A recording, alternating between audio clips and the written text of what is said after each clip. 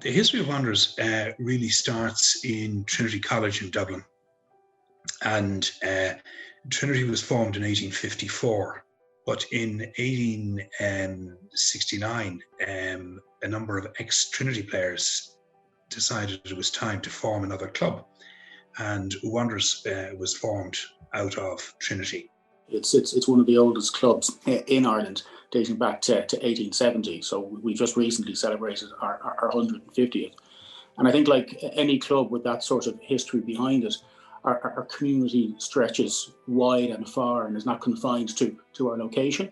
I think, obviously things have been a little bit on pause and on ice across 2020. It's been a challenge for everyone, but I think at the heart of it, when you've got a community that plays rugby together, they've been really strong, and I think those bonds have been really, really powerful across the year in getting people together, thinking creatively about, how do we connect with people, how do we do things differently when we can't necessarily play, and how do we keep up those traditions? It's a very strong, proud, historic club. Always looking backwards, thinking about the history of it, but also driving forward and bringing those traditions through. The legacy of the Lions goes back itself over 100 years, and Wanderers have had an affinity with them since the very, very start. We've had Lions on the very, very first tour. We're club members. Actually, a couple of our club members went on to win Victoria Crosses, and the Lions is also part of their legacy. We've had Ronnie Dawson, who captained the Lions in the 50s on a tour, right up to more recent time, Vinnie Cunningham, who played with the club after representing the Lions. So there's a long link and heritage between Wanderers and the Lions. So being an Origin Lions club means an awful lot to us.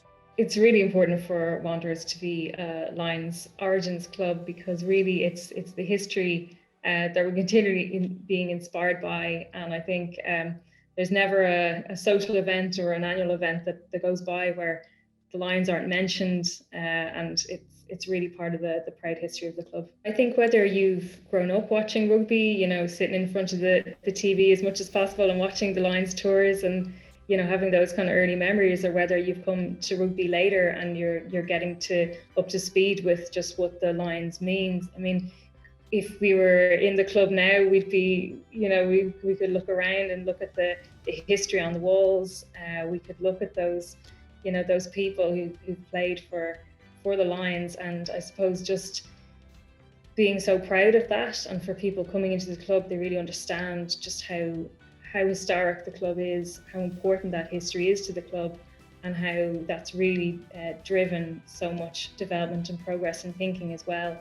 I think it's really powerful, and I think it's something that we're quietly very proud of. So it's great to have an opportunity to talk about it now. The importance of having a link to somebody like Ronnie Dawson, or indeed anyone else that plays on the Lions, or indeed international players, is very important, because we have a thriving mini and youth section, and they come into the clubhouse and they see the photographs, and they see for instance, the invitation that Ronnie Dawson got, a letter that was sent to him to ask him would he like to captain the Lions, or to say that he had been selected. So it's great for people coming in to visit the club and see something like that. And kids in particular have aspirations. They start their rugby somewhere, and it's such an important thing to have role models, be they internationals or players playing for Leinster or wherever, or the pinnacle playing in a World Cup, or for the Lions. And the Lions in particular is such a special thing, and the Lions is so unique. It just brings something special